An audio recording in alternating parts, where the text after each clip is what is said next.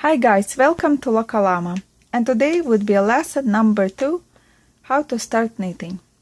And we will be using this yarn. It's the simplest yarn in your kit what you have. And in previous lesson we learned how to cast on, and we used 2 needles to cast on. For this lesson you will need to cast on 20 stitches on 2 needles. And what I like to do in the end, I like to tie a knot just to secure this last stitch. Okay, and now we can take one needle out.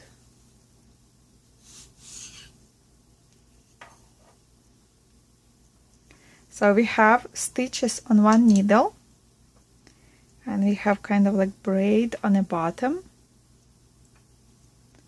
and we'll start knitting from this end. And you probably have a short end, so short end we will not use. It will just hang here in the end of your work. You will just wave it in.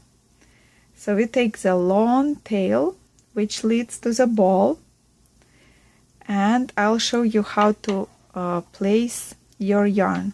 So the technique that I'll use, it would be continental, and if you live in Europe or depends what kind of knitters you have around you.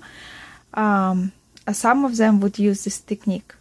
So some people, they hold long tail yarn in their left hand, and some people, they hold it in their right hand, and then they throw yarn every time on this needle as they go. So they would stick needle in here,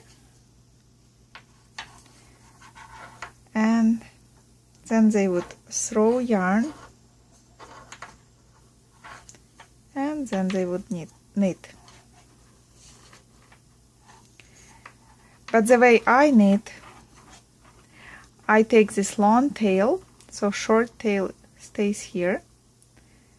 I take long tail and I put it like around my ring finger, like that. And then I hold my knitting. So that's how I hold my yarn. And when you hold your yarn this way, it just allows nice flow of yarn. So it's not tight, like if you would wrap it around your finger like that, then you would loosen it up, but then your stitches, they wouldn't be nice and straight. But if you hold your yarn like that, it's tight enough, but it's not loose. Then you take other needle in your right hand and you hold it like this, and you start knitting. So you stick your needle inside of first loop, take the yarn and pull it through.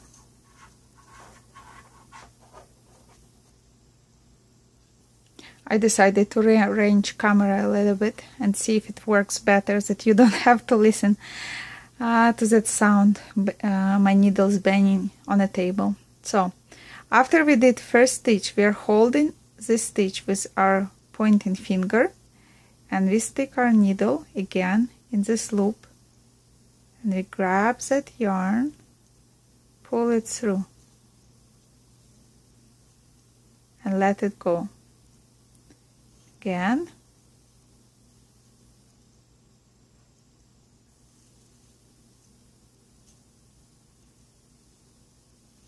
and again.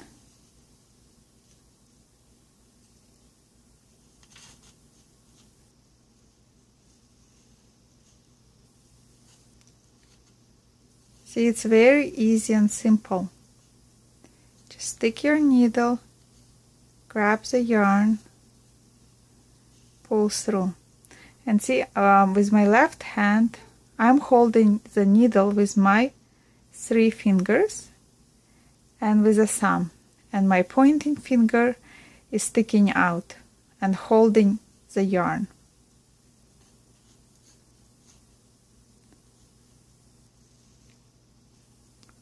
Like that.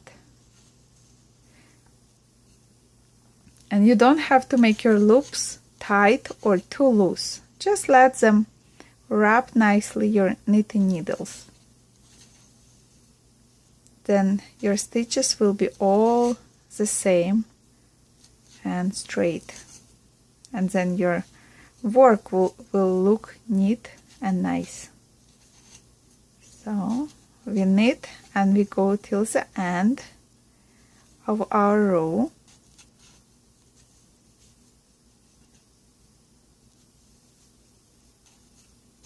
And we knit last stitch. Okay. After we are done, we turn our work over and we do same from this side. My stitches, as you can see, very big. It's because for this yarn I would need to have much finer needles, but because it's we are just practicing and I would like you to see what I'm doing, so I'm using a big needles. So second row we will knit all stitches again. So what we are using now, we are just using knit stitches. We're just knitting.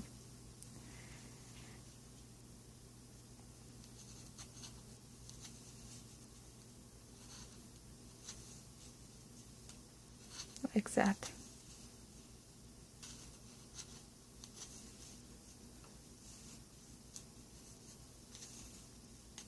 So in a knitting, when we use just knit, like we don't use purls, we just use knit stitches. And if we use knit stitches all back and forth, fabric what we would get and technique that we are using, it's called garter stitch.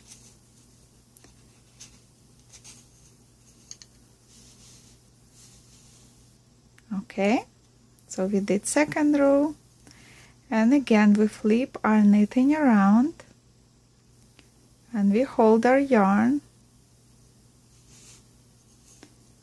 and we keep knitting again. So, and if you will just keep knitting like that many rows, you could get a nice scarf for yourself. So if you're just interested in practicing on a small piece, so you can practice your knit stitches. So you will just knit, and then you will open it up. So you'll frog it and you will put all your yarn in a ball again, and then you'll practice again until you master your stitches and they look very nice. Or if you have a big ball of yarn, maybe you would need a couple balls, if you want to make a scarf using this stitch. Then you would just keep knitting and keep knitting. So you turn around and you keep knitting. And I just would like to show you how garter stitch looks in a fabric when you have right size needles for your yarn. So here I have a dress that was made in garter stitch. I have some braids here as well, but here in the middle I have garter stitch. So if you look from the right side and then if you would flip to the wrong side, it looks same from both sides, from the wrong side and from the right side. So that's why I said you can make yourself a scarf or anything, because it looks very nice from both sides. Okay, so if you would keep practicing and just knit stitches like this,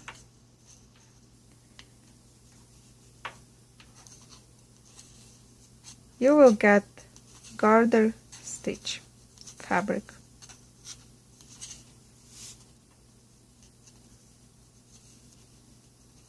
very nice practicing on wooden needles, on bamboo needles, because wooden needles and bamboo needles, they're not as slippery as metal needles, so it's easier not to lose your stitches.